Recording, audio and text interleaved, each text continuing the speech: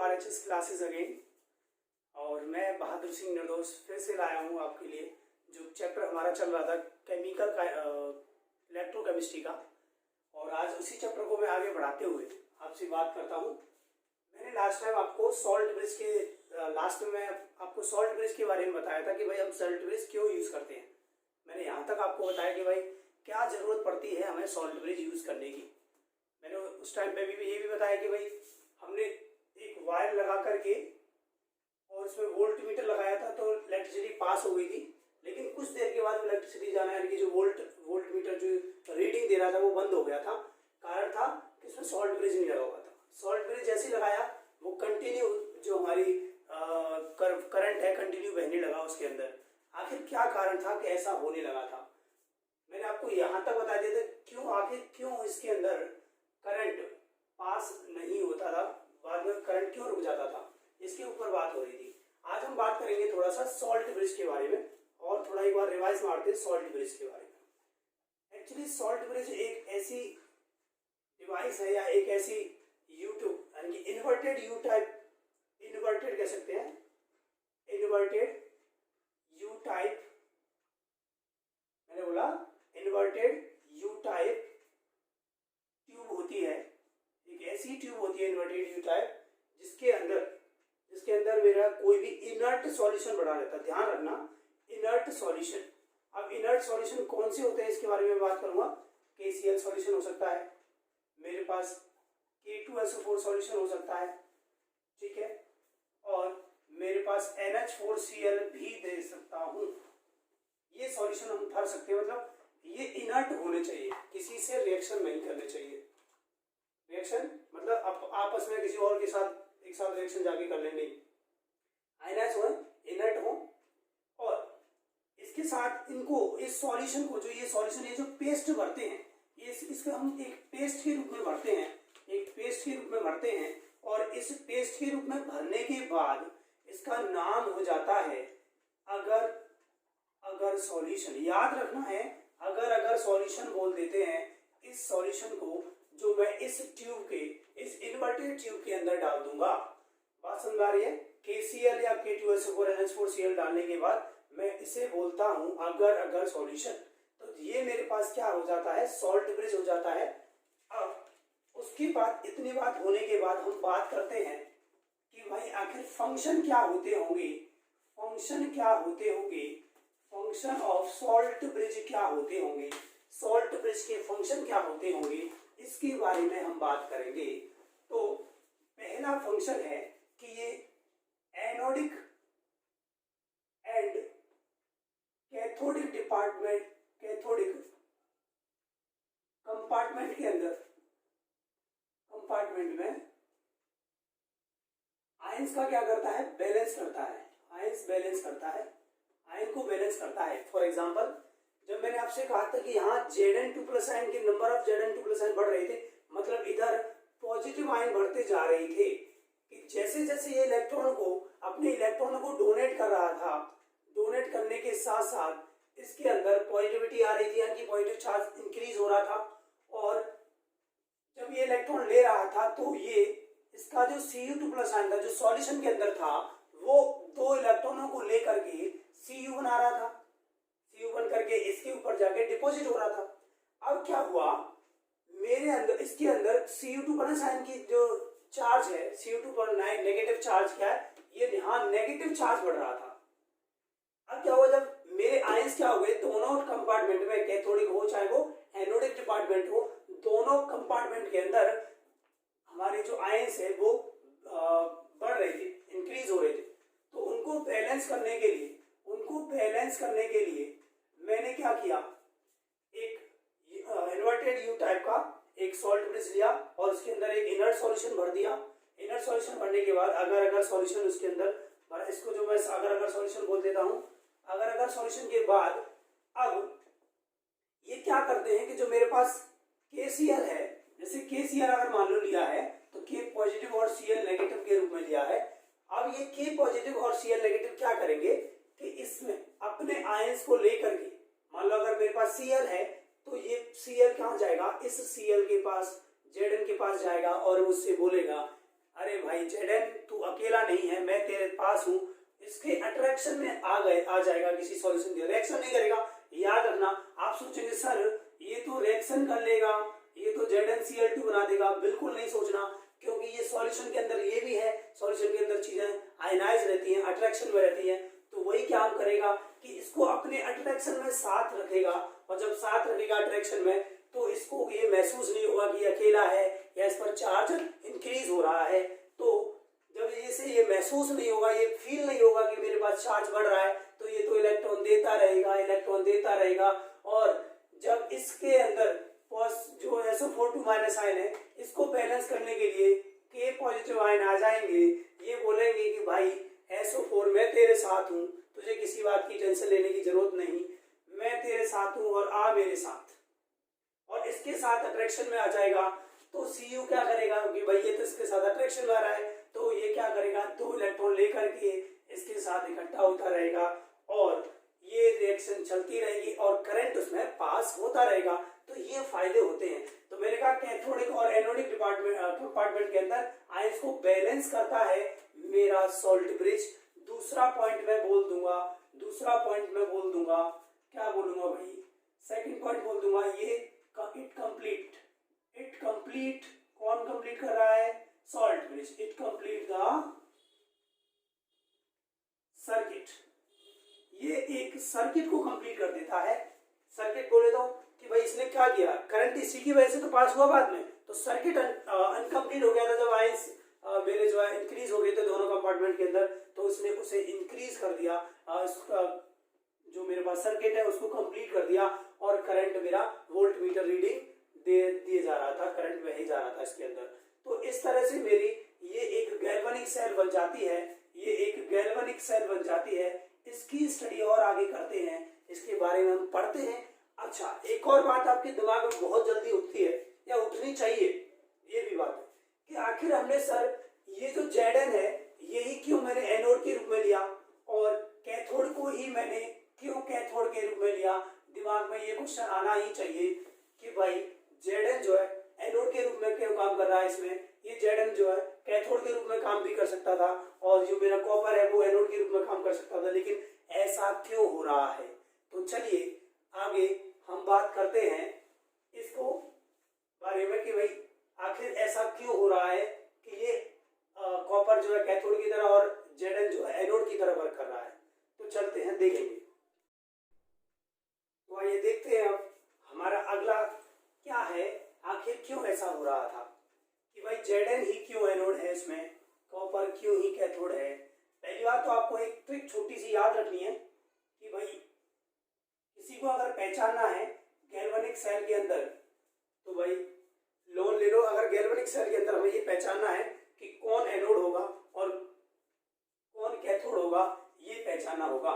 तो अगर मैं बात करूं, ये L4 होता है, लेफ्ट हैंड साइड में होगी। देखो एक कंपार्टमेंट लिया है, उसके बारे में जानने की कोशिश कर रहा हूँ। लेफ्ट हैंड साइड में होगा और उसके अंदर ऑक्सीडेशन हो रहा होगा और उसके अंदर एनोड, वो जहां ऑक्सीडेशन हो रहा होगा वो एनोड का वर्क कर रहा होगा और उसके पास नेगेटिव चार्ज रहेगा। ये थोड़ा सा याद रखने वाली चीज है। बाकी मैं आपका इस सवाल का जवाब देता हूं कि आखिर Zn ही क्यों ऐसा एनोड की तरह बिहेव कर रहा था वहां पर। एक जब हम नेट सेल रिएक्शन या सेल रिएक्शन के बारे में पढ़ते हैं तो हमें ऑक्सीडेशन सेल के बारे में जरूर पढ़ना चाहिए कि भाई ऑक्सीडेशन सेल्स क्या होती हैं। अगर मैंने कहा कि भाई ऑक्सीडेशन हाफ सेल होती हैं, वो क्या होती हैं कि जहां पर ऑक्सीडेशन होता है, एक ऐसी हाफ सेल, किसी रिडॉक्स सेल से मैंने या किसी कंप्लीट सेल्स के अंदर से हाफ सेल की एक ऐसी सेल रिएक्शन निकाल ली जिसके अंदर ऑक्सीडेशन हो रहा है। फॉर एग्जांपल कि Zn से क्या हो रहा है, Zn2+ आयन हो रहा है और 2 इलेक्ट्रॉन जा रहे हैं। ऐसे ही अगर मैंने एक रिडक्शन सेल निकाल ली, एक रिडक्शन हाफ सेल निकाल ली उसी में से, तो क्या होगा, इसके अंदर मेरे पास Cu2+ आयन क्या करेगा, 2 इलेक्ट्रॉन लेकर के कॉपर बना रहा था भाई, सही है कि नहीं। तो ये जहां ऑक्सीडेशन होता है वो तो एनोड होता है और जहां रिडक्शन होता है वो कैथोड होता है। अब जब हम ये बात करते हैं कि आखिर Zn ही क्यों, तो हमें एक कंसेप्ट याद रखना है कि भाई आगे आगे मैं आपको इसको पढ़ाऊंगा E naught cell. E naught cell का मतलब है कि भाई इसका मतलब होता है कि यदि मेरे पास कोई भी वैल्यू दे रखी है ई नॉट सेल की, अगर वो पॉजिटिव होगी या ई नॉट, मेरे पास कोई भी दूसरी वैल्यू होती है, हाफ सेल ले लेते हैं, मान लो Zn से Zn2 प्लस साइन की वैल्यू, मैं आपको खुद ही यहाँ बता रहा हूँ, आगे जब मैं इसे पढ़ाऊंगा, इसको बोलते हैं स्टैंडर्ड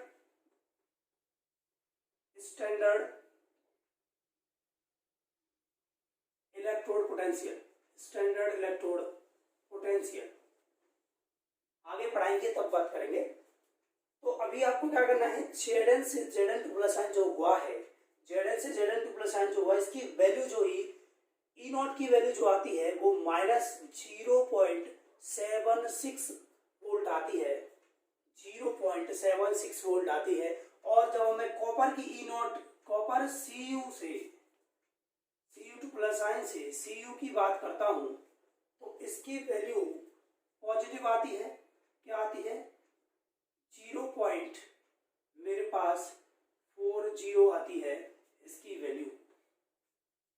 अब आप देखेंगे मेरे पास यहाँ Zn से Zn2 प्लस आयन है, Zn से Zn2 प्लस आयन है, इसको मैं इस तरह से लिखता हूँ,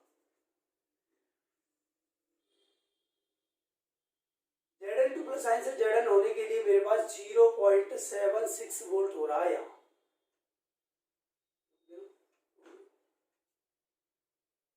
यहाँ मैं इसको बोलूंगा, इसको क्या बोलूंगा भाई, मेरे पास इसको बोलूंगा रिडक्शन या standard electrode standard reduction potential.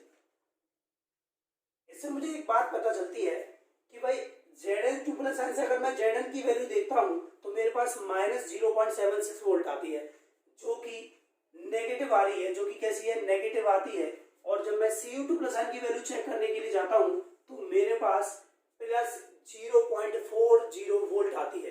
तो एक बात मुझे क्लियर होती है कि इसका मतलब मेरा Zn2 प्लस साइन से Zn है कि इसका जो रिडक्शन करूं, अगर मैं किसी जिंक का रिडक्शन करता हूं तो वो मेरे पास नेगेटिव वैल्यू देता है, यानी कि एक तरह से पॉजिटिव वैल्यू नहीं देगा। पॉजिटिव का मतलब कोई चीज पॉसिबल हो जाएगी, यानी कि इसका रिडक्शन इतनी जल्दी नहीं हो सकता जितना जल्दी इसका रिडक्शन हो सकता है, क्योंकि इसके पास 0.40 वो प्लस की वैल्यू आ रही है और इसके पास नेगेटिव वैल्यू आ रही है। तो आप सोचेंगे कि ये पॉजिटिव वैल्यू, यानी कि कोई जब पॉजिटिव वैल्यू देता है तो वो जल्दी काम करता है, तो मेरे पास इसका रिडक्शन पॉसिबल है। इससे मुझे ये पता चलता है कि इसका रिडक्शन पॉसिबल है, इसका रिडक्शन इतनी जल्दी पॉसिबल नहीं है, इतनी जल्दी पॉसिबल नहीं है।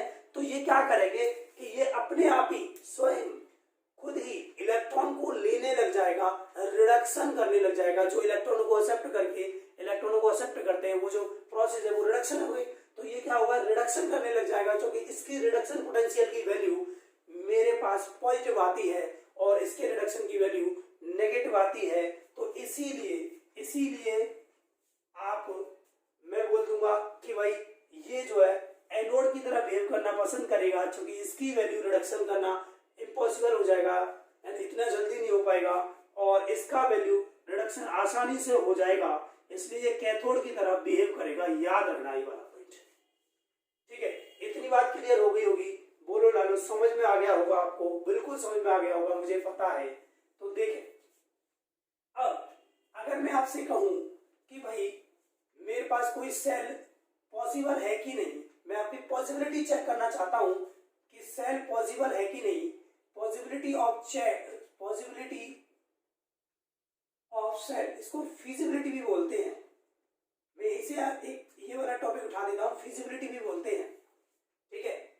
फिजिबिलिटी और पॉसिबिलिटी हम चेक करने के लिए जाते हैं, तो छोटा सा कंसेप्ट याद रखना है यहाँ से, छोटा सा कंसेप्ट क्या, कि भाई अगर मेरे पास ई नॉट सेल की वैल्यू, ये याद रखना है, अगर कहीं ई नॉट सेल की वैल्यू पॉजिटिव आ जाती है, यदि कहीं ई नॉट सेल की वैल्यू पॉजिटिव आ जाती है तो वो मेरे पास क्या होगा, वो मेरे पास फिजिबिलिटी देगा।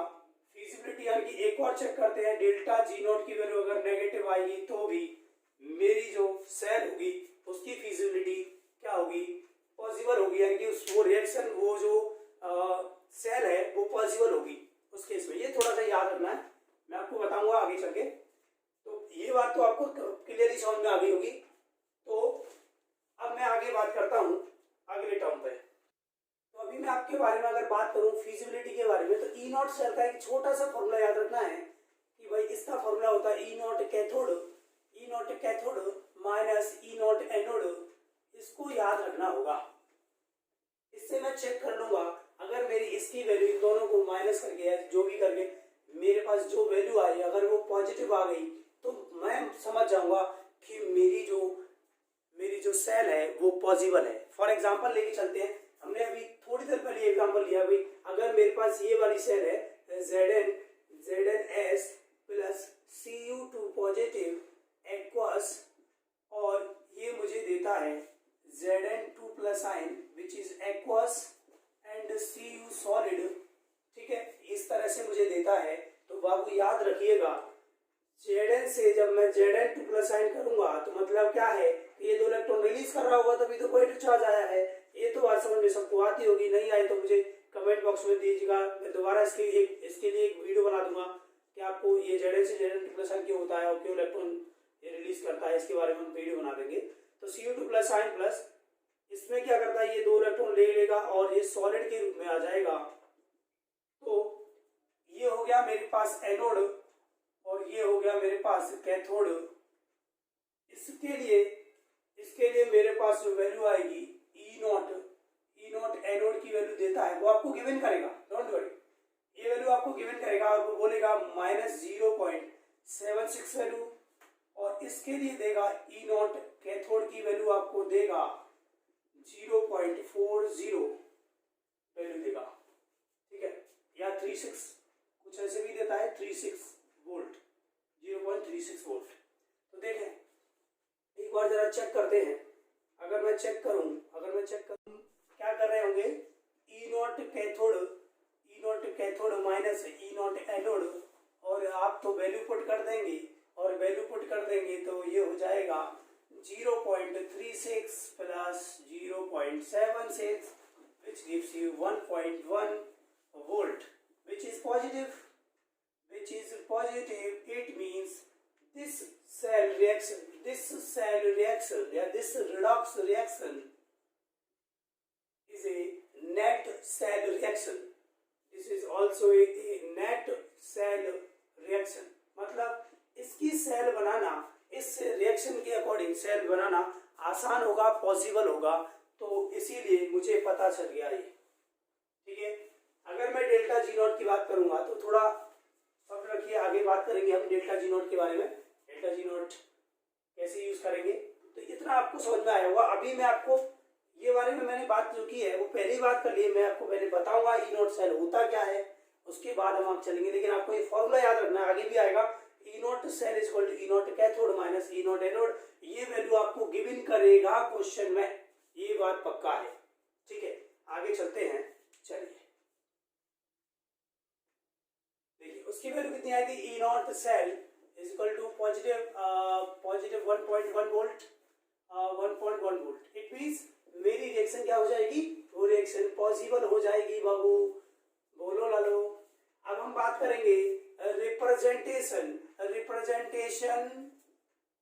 ऑफ सेल्स या गैल्वेनिक सेल्स कह सकते हैं। गैल्वेनिक सेल का रिप्रेजेंटेशन कैसे करेंगे वो सीखते हैं। गैल्वेनिक सेल का रिप्रेजेंटेशन देखिए, आपको एक ABC याद करना है, बड़ा इजी सा है।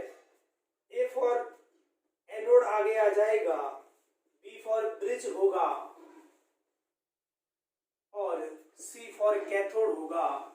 मतलब मैं आपका जब रिप्रेजेंटेशन करता हूं किसी सेल का तो मैं इस तरह से करूंगा, यहां मैं ए के लिए मैं एनोड लिखूंगा और बी को मैं जो ब्रिज होगा, सॉल्ट ब्रिज होगा, वो सॉल्ट ब्रिज को मैं इस साइन से डिनोट करूंगा, 2 पैरेलल लाइन से, ठीक है। और उस कैथोड को फिर मैं आपको बताता हूँ कैथोड किस तरह से करेंगे। तो देखिए एक एग्जांपल लेते हैं, अभी मैं एक ही एग्जांपल को लेके चल रहा हूँ आपके सामने, बार बार एक ही एग्जांपल को क्यों रिपीट कर रहा हूँ, ताकि आपको चीजें अच्छी तरह समझ में आएंगी। और मैं और एग्जांपल दूंगा आपके सामने, बहुत सारे एग्जांपल करने वाले हैं हम लोग। जब ये मेरे सारे के सारे लेक्चर हो जाएंगे तो आप सीख जाएंगे कि आखिर हम क्यों पढ़ रहे हैं इलेक्ट्रोकेमिस्ट्री। साथ में आपको समझ में नहीं आए तो आप कमेंट कर सकते हैं, बता सकते हैं सर ये वाला पॉइंट हमें समझ में नहीं आया था, और दोबारा से हम करेंगे कोशिश अच्छी तरह से। तो मैंने बोला भाई, मैं क्या बोलना चाहता हूँ आपके सामने, जरा देखना। मैंने कहा रिप्रेजेंटेशन, मैंने भी कहा कि ए और बी ये रिप्रेजेंटेशन है। कैसे? मैं एक सेल ले लेता हूँ, Zn प्लस Cu2 प्लस आइन gives Cu plus Zn2 plus आइन, this is aqueous, this is solid, this is aqueous and this is solid. अगर मैं यहाँ बात करूंगा तो मुझे जब भी मेरी ऑक्सीडेशन नंबर बढ़ती है, वह तो ऑक्सीडेशन इंक्रीजेस, वहां क्या हो जाएगा, ऑक्सीडेशन हो जाएगा। चार्ज जब इंक्रीज होता है, जब किसी का चार्ज 0 से +2 है तो चार्ज इंक्रीज होगा, तो याद रखना है वहां ऑक्सीडेशन होगा। और जहां चार्ज डिक्रीज होता है वहां क्या हो जाएगा, वहां रिडक्शन हो जाएगा। लालो, वहां तो रिडक्शन हो जाएगा। कैसे? जब चार्ज मेरा 2+ आयन से कैसा हो जाएगा, CuS सॉलिड में चला जाएगा, यानी कि चार्ज मेरा 0 हो जाएगा, चार्ज डिक्रीज हो जाएगा। चार्ज डिक्रीज होगा तो रिडक्शन हो जाएगा। तो इसके लिए अगर मैं कहूं भाई ये तो Zn से Zn2 प्लस आयन हो रहा है, तो ये मेरा हो गया, इसको बोलूंगा मैं A, Zn से Zn2 प्लस आयन। उसके बाद में मैंने कहा भाई ब्रिज को जब मैं एक एनोडिक कंपार्टमेंट लिख दूंगा तो उसके साथ मैंने सॉल्ट ब्रिज लगाया था, तो सॉल्ट ब्रिज को मैं इस साइन से डिनोट करूंगा। उसके बाद मेरे पास Cu2 प्लस आयन से, देखिए Cu2 प्लस आयन से क्या हुआ है, Cu हुआ है। इसका मतलब है कि मेरे पास ये रिप्रेजेंटेशन आता है, इसको बोलता हूं B और इसको बोलता हूं C। बोलो रिप्रेजेंटेशन समझ में आया कि नहीं, बोलो। This is the representation. आपके सामने गैल्वेनिक सेल इस रूप में लिखी होगी और उसको हम सेल के रूप में भी लिख सकते हैं। देखो कैसे, Zn से Zn2 प्लस आयन, Zn से Zn2 प्लस आयन, ठीक है, और Cu से Cu2 प्लस आयन से Cu हो रहा है, ये 2 इलेक्ट्रॉन दे रहे होंगे, ये 2 इलेक्ट्रॉन ले रहे होंगे, और मैंने ये 2 इलेक्ट्रॉन काट दूंगा तो मेरे पास एक नेट सेल रिएक्शन आ जाएगी जो कि यही वाली होगी, Zn plus Cu2 plus ion gives Zn2 plus ion plus Cu, यही वाली रिएक्शन होगी। बोलो, तो this is the net cell reaction. पता हो गई, ये बात तो आपको समझ में आ गई होगी। तो अगर मैं कोई भी सेल लेता हूं, कोई भी सेल रिएक्शन दे दूं, मैं उसको रिप्रेजेंटेशन आसानी से कर पाऊंगा। एक और एग्जांपल ले लेते हैं। मैंने बोला भाई Zn प्लस के 2Ag plus charge gives 2Ag, ये तो सॉलिड है, ये तो एक्वस है, ये भी सॉलिड है, और ये मुझे Zn2 प्लस, जब किसी पे चार्ज लगा होगा तो वो एक्वस होगा अधिकतर। वैसे आपको रिएक्शन के अंदर आपको डिनोट देगा वो कि चार्ज होगा, मतलब वो सॉल्यूशन के अंदर चला जाता है और वो एक्वस स्टेट में आ जाएगा, तो देखेंगे बाबू। तो मेरे पास ये तो Zn से Zn2 प्लस आयन और Cu से Ag से Ag प्लस से Ag, मतलब इलेक्ट्रॉन लिए होंगे एक, तब Ag बनाया होगा, और इसके अंदर 2 से मल्टीप्लाई कर देने के बाद तो इलेक्ट्रॉन हो गए। तो हम इसको जोड़ करके दोबारा ये रिएक्शन प्राप्त कर लेंगे। देखिए अब मैं इसको बताऊंगा कि Zn से Zn2 प्लस आयन हुआ है 2, और ये तो Ag हो गया, और Ag से Ag हो जाएगा। बोलो बाबू, समझ में आया कि नहीं, इतनी सी बात, ठीक है। ये तो मेरा रिप्रेजेंटेशन हो गया कि how to represent a cell. अब और आगे बात करते हैं कि ऐसी सेल भी आ जाए जिसमें कैथोड या एनोड कोई गैस हो, उस सेल को हम कैसे सीखेंगे, कैसे रिप्रेजेंट करेंगे कि मेरे पास एक ऐसी सेल आ जाए कि जिसमें कैथोड या एनोड कोई भी गैस हो। अब उस केस को हमें सीखना होगा। तो मैं आपके सामने एक और रिएक्शन लिखता हूं। सपोज मेरे सामने, आपके सामने एक reaction Ag2 plus ion plus मैंने ले लिया H plus ion, it gives you solid, ये एक्वस, लेकिन गैस अभी एक्वस है। दूसरा Mg, ये हो जाएगा 2 प्लस आयन और ये हो जाएगा H2। तो मैं चाहूं तो यहाँ 2 कर दूंगा, बैलेंस हो जाएगी। ये गैस के रूप में है, ग्रुप में है ये रिएक्शन भाई। अब आगे हम चलें, अगर आगे हम चलें तो हम देखेंगे इस सेल के अंदर Mg से Mg2 plus ion, H plus ion से H, ये +1 से 0 जा गया, ये 0 से +2 ध्यान की यहाँ पे, ये तो ऑक्सीडेशन हो गया बाबू, बोलो ये तो रिडक्शन हो गया, ये तो रिडक्शन हो गया, ये रिडक्शन हो गया। तो मैं अगर Mg वाला तो मैं आसानी से डिनोट कर दूंगा, देखिए Mg वाला तो मैं आसानी से डिनोट कर दूंगा, क्योंकि Mg तो क्या करता है, इलेक्ट्रोड की तरह बिहेव कर सकता है, जो कि सॉलिड है। अब गैस है भाई देखो ये तो गैस है, ये तो गैस कोई इलेक्ट्रोड की तरह कैसे बिहेव करेगा, तो ऐसे इसको हम बोलेंगे स्टैंडर्ड हाइड्रोजन इलेक्ट्रोड। आगे हम पढ़ेंगे स्टैंडर्ड हाइड्रोजन इलेक्ट्रोड में, तो इसके साथ जब हम यूज करते हैं तो एक छोटी सी बात यूज करेंगे, लिखेंगे रिएक्शन तो यही भाई, रिएक्शन तो यही डिनोट होगी, लेकिन बेटा जी इसके साथ मैं पीटी इलेक्ट्रोड यूज कर लूंगा, ये मेरे पास रेफरेंस इलेक्ट्रोड होगा, this is the reference electrode. मैं इसको पीटी को इसकी हेल्प करने के लिए बुला रहा हूं।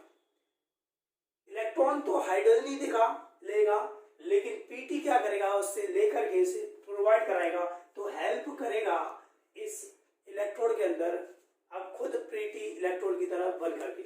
बताओ ये बात तो आपकी समझ में आ गई होगी, और आगे चलते हैं। अब मैं आपको नॉलेज की बात बताता हूँ, बढ़िया सी बात बताता हूँ। एक बार फिर से मैं उस सर्किट को बना के दिखाता हूँ आपको जो मैंने बनाया था, और वहां से कुछ बढ़िया सी चीज आपको समझाऊंगा, एकदम बढ़िया सी। देखेंगे भाई ये मेरे पास एनोडिक डिपार्टमेंट, ये मेरे पास कैथोडिक डिपार्टमेंट, और यहाँ पर वोल्ट मीटर, और ये तो ये हो गया, ये हो गया, ये मेरे पास सॉल्ट ब्रिज। अब देखिएगा मैं आपको बताना ये चाहता हूं कि ये जो मेरे पास Zn था, Zn क्या कर रहा था, इलेक्ट्रॉन को दे रहा था, और Cu क्या कर रहा था, उन इलेक्ट्रॉनों को ले रहा था, और Cu में कन्वर्ट हो रहा था। सही है कि नहीं भाई। और KCl, तो यहाँ एक बात याद रखेंगे, आपने पढ़ा होगा फिजिक्स के अंदर भी, कि भाई जिधर से इलेक्ट्रॉन जाते हैं उसके अपोजिट में करंट बहता है। मैंने बोला करंट कैरिंग, कोई भी अगर आपसे पूछे कि भाई करंट कैरिंग या करंट को पास करने वाला कौन सा इलेक्ट्रोड है, या करंट की डायरेक्शन किधर होगी, तो जब इलेक्ट्रॉन इधर जा रहे हैं, इलेक्ट्रॉन इधर जा रहे हैं, तो करंट बाबू, करंट उसके बिल्कुल अपोजिट जाएगा। तो यहाँ से कुछ कुछ बढ़िया बढ़िया बातें क्लियर करते हैं। तो मेरे क्या डायरेक्शन ऑफ करंट की बात करेंगे, डायरेक्शन ऑफ करंट की बात करेंगे, डायरेक्शन ऑफ करंट की बात करेंगे, तो ये हो गया, ये डायरेक्शन ऑफ करंट। तो मैं बोल दूंगा भाई क्या हुआ, Cu से Cu2 Zn की तरफ मेरा डायरेक्शन ऑफ करंट होगा। सेकंड पॉइंट आपसे पूछेगा कि भाई बोलो इसमें कौन सा कैथोड और कौन सा एनोड, तो आप समझ जाएंगे जहां पर ऑक्सीडेशन प्रोसेस, अरे भाई जहां पर ऑक्सीडेशन प्रोसेस वहां तो एनोड का वर्क होगा, और जहां पर रिडक्शन प्रोसेस कंप्लीट होगी, जहां रिडक्शन प्रोसेस होगी वहां तो कैथोड का वर्क हो जाएगा। ठीक है, इतनी बात आपकी समझ में आई होगी। और अब चलेंगे आपके लिए एक बढ़िया सा क्वेश्चन एनसीईआरटी का क्वेश्चन नंबर 2 करेंगे आप घर पे। एक तरह से ये होमवर्क के रूप में है आपके लिए, एनसीईआरटी का क्वेश्चन नंबर 2 करेंगे, बिल्कुल इसी से रिलेटेड है, वो करेंगे और समझेंगे उसमें कि भाई किस तरह कैसे क्वेश्चन हम कंप्लीट करते हैं। और नहीं आए फिर तो मैं कल कराऊंगा ही भाई, सेम इसी के ऊपर है, पूछा गया है डायरेक्शन क्या है करंट की, इलेक्ट्रॉन कहाँ से कहाँ जा रहे हैं, बता सकते हैं आप आसानी से उसमें जाकर के। तो चलते हैं, ये अब लेके चलता हूँ, आइए तो मैं आपको लेके चलता हूँ आगे के इस चैप्टर में। तो देखिए मैं अब बात करूंगा इलेक्ट्रोड पोटेंशियल पे, इलेक्ट्रोड पोटेंशियल पे, इलेक्ट्रोड पोटेंशियल पे, इसको भाई मैं ई सेल बोल दूंगा। ठीक है, इलेक्ट्रोड पोटेंशियल क्या होता है कि अगर मैं कोई भी हाफ सेल ले लूं और उस हाफ सेल के अंदर कोई भी इलेक्ट्रोड डाल देता हूं, भी कैसा, उसी मेटल सॉल्ट का होगा। जिस मेटल सॉल्ट का हम इलेक्ट्रोड लेंगे, जो भी हम मेटल सॉल्ट लेंगे उसी का हम मेटल लेंगे। मैंने कहा जो भी हम इलेक्ट्रोड लेंगे, उसी का हम सॉल्ट ले लेंगे। ठीक है, जैसे अगर मैंने अभी Zn का लिया था तो ZnSO4 ले गया था, उसी का सॉल्ट ले लिया था। तो क्या होगा कि इसके अंदर एक पॉजिटिव, मतलब या तो इस पर कोई पॉजिटिव चार्ज आएगा या नेगेटिव चार्ज। फॉर एग्जांपल मैं बोल दूंगा कि भाई ये इलेक्ट्रॉन को रिलीज करेगी, तो इलेक्ट्रॉन रिलीज करने पे क्या होगा, इलेक्ट्रॉन जाएंगे तो पॉजिटिव चार्ज आएगा। जब या तो पॉजिटिव चार्ज आएगा या नेगेटिव चार्ज आएगा, तो मतलब क्या हो गया कि वो क्या होगा, इलेक्ट्रोड पोटेंशियल कहलाएगा। वो क्या कहलाएगा, इलेक्ट्रोड पोटेंशियल कहलाएगा, इलेक्ट्रोड पोटेंशियल कहलाएगा। तो मैंने कहा कि भाई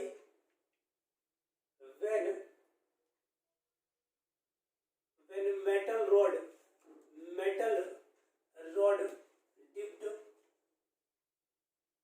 into the salt, electrolytic salt,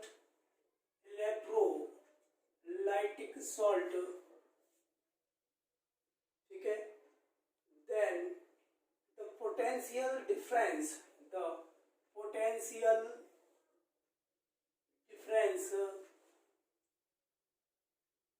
created या produced कह सकते हैं,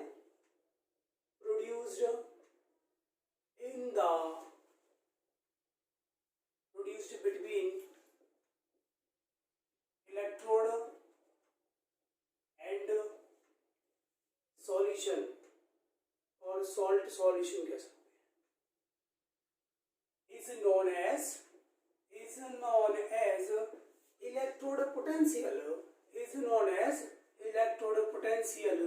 और इसका यूनिट तो पता होगा, इसकी यूनिट होती है वोल्ट, इसको ई सेल भी बोलते हैं। और मैं आगे बात करूंगा कि इसको मैं EMF भी बोलूंगा। कब बोलूंगा वो आपके आगे बात करूंगा। तो मैंने कहा कि भाई किसी सॉल्ट सॉल्यूशन या इलेक्ट्रोलाइटिक सॉल्यूशन के अंदर कोई भी रॉड को डिप्ट कर देंगे, तो डिप्ट करने के बाद क्या होगा, उसके अंदर जो पोटेंशियल डिफरेंस क्रिएट होगा उसको इलेक्ट्रोड पोटेंशियल बोलेंगे। बात तो समझ में आ गई होगी आपके। ठीक है, मैंने कहा भाई कि किसी सॉल्ट सॉल्यूशन के अंदर कोई भी इलेक्ट्रोड डिप्ट करेंगे तो इस पे या तो इस पे पॉजिटिव आएगा या इस पे नेगेटिव आएगा। तो पॉजिटिव चार्ज आने से उनके बीच में एक पोटेंशियल डिफरेंस क्रिएट हो जाएगा, और पोटेंशियल डिफरेंस क्रिएट हो जाएगा तो उसको इलेक्ट्रोड पोटेंशियल बोलेंगे। चलिए तो लालो आगे चलते हैं। मेरा अगला आता है स्टैंडर्ड पोटेंशियल। जब मैं स्टैंडर्ड इलेक्ट्रोड पोटेंशियल की बात करता हूं, बस इसका डिफरेंस क्या है, इसको ई नॉट सेल से डिनोट करूंगा, लेकिन इसकी यूनिट तो सेम होगी वोल्ट। लेकिन यहाँ कंडीशन ले लूंगा, कंडीशन पे मैं उस रॉड को डिप्ट करूंगा। वहां मैंने कंडीशन नहीं थी, यहाँ कंडीशन है कि जो टेम्परेचर है, जो मैं टेम्परेचर लूंगा बाबू, वो टेम्परेचर लूंगा मेरा 25 डिग्री सेल्सियस और 298 केल्विन टेम्परेचर। ठीक है, उसके बाद अगला टर्म लूंगा, मैं अगला टर्म बोलूंगा कि मेरे पास जो सॉल्यूशन होगा वो 1 मोलर सॉल्यूशन होगा, 1 मोलर सॉल्यूशन होगा। ठीक है, अगर मान लो कोई गैसियस सॉल्यूशन आ गया तो उसके लिए मैं 1 बार प्रेशर ले लूंगा, उस गैस को 1 बार ले लूंगा उसका प्रेशर गैस का। तो ये कंडीशन हो जाती है जब मैं ई नॉट सेल के इलेक्ट्रोड पोटेंशियल की बात करता हूँ, ई नॉट सेल की बात करता हूँ, तो कंडीशन इस 25 डिग्री पे जब मैं उस रॉड को 1 मोलर सॉल्यूशन के अंदर डिप्ट करता हूँ, तो जो इलेक्ट्रोड पोटेंशियल या जो पोटेंशियल डिफरेंस क्रिएट होगा वो क्या हो जाएगा, स्टैंडर्ड इलेक्ट्रोड पोटेंशियल हो जाएगा। अब हम आगे चलते हैं, हमारा अगला टर्म है। तो अगला मेरा क्या टर्म है वो देखेंगे। मेरे पास आता है EMF, electromotive force. Electromotive force की बात करता हूँ, इलेक्ट्रोमोटिव फोर्स की बात करता हूँ, तो इसको मैं ई सेल भी बोलूँगा, इसको ईएमएफ भी बोलूँगा, इलेक्ट्रोमोटिव फोर्स की बात करूँगा, तो आपको पता होना चाहिए लालो कि जब मेरी किसी सेल के अंदर जब मैं किसी सेल के अंदर करंट बहना रुक गया होगा, तब लालो तब क्या होगा, तब मेरा जो इलेक्ट्रोड होता है, तब मेरा जो इलेक्ट्रोड पोटेंशियल होता है, वो मैंने बोला तब मेरे पास जो इलेक्ट्रोड के बीच का जो डिफरेंस है, इन दोनों को इलेक्ट्रोडों के बीच में, इनके इलेक्ट्रोड पोटेंशियल के बीच में डिफरेंस होता है, वो क्या होता है, ई सेल ईएमएफ होता है। मैंने कहा कि जब किसी सेल के अंदर करंट पास नहीं हो रहा है, उस केस में इन दोनों के बीच में जो पोटेंशियल डिफरेंस क्रिएट होता है, उसको बोलता हूँ इलेक्ट्रोमोटिव फोर्स। ठीक है, तो जैसे E cell is equal to हो जाएगा ई नॉट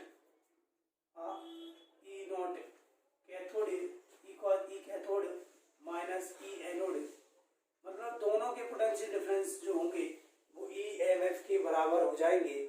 और बढ़िया सी बात और याद रखनी है कि भाई एट इक्विलिब्रियम आगे काम आएगी, at equilibrium E cell is equal to 0। मेरे जब दोनों ही एनोड और कैथोड के पोटेंशियल डिफरेंस बराबर हो जाएंगे, तो मेरे पास ई सेल की वैल्यू 0 आ जाएगी। मैंने कहा इनकी वैल्यू जब बराबर हो जाएगी, जब मैं इक्विलिब्रियम की बात करूंगा, तो जितने मेरे पास दोनों इलेक्ट्रो पोटेंशियल की वैल्यू बराबर हो जाएंगी, उस केस में इक्विलिब्रियम आ जाएगा। और इक्विलिब्रियम पर ई सेल यानी कि ई में EMF of the cell always 0, EMF of the cell always 0, ये वाला पॉइंट भी आपको याद रखना है। अब नेक्स्ट वीडियो में हम बात करेंगे बाबू, कि हमारा नस्ट इक्वेशन पे हम बात करेंगे। अभी हमारा सिलेबस जो अगर हम बात करें तो नस्ट इक्वेशन, अभी मैं आपको एक और बात करूंगा, हाँ अभी नहीं अगले वीडियो में, स्टैंडर्ड हाइड्रोजन पोटेंशियल करा के फिर मैं आपको कराऊंगा नस्ट इक्वेशन कराने के बाद आपके न्यूमेरिकल स्टार्ट कर दूंगा। मैं आपको यहाँ न्यूमेरिकल भी कराऊंगा, एनसीईआरटी के न्यूमेरिकल्स कराऊंगा। बिल्कुल भी आपको टेंशन लेने की जरूरत नहीं, आप बढ़िया से पढ़िए और मैं आपका पूरा साथ निभाऊंगा। और मेरे चैनल को सब्सक्राइब करते रहें, शेयर करते रहें। मैं अगर मुझे लगेगा कि भाई आप लोग मुझे पूरा सपोर्ट कर रहे हैं, तो मैं आपको पूरे दिल से हमेशा, अब पहले भी सपोर्ट करता आया हूँ और अब भी सपोर्ट करता रहूंगा। आप मेरे साथ ऐसे ही जुड़े रहिए। आगे चलते हैं, आगे चलेंगे अगले वीडियो में।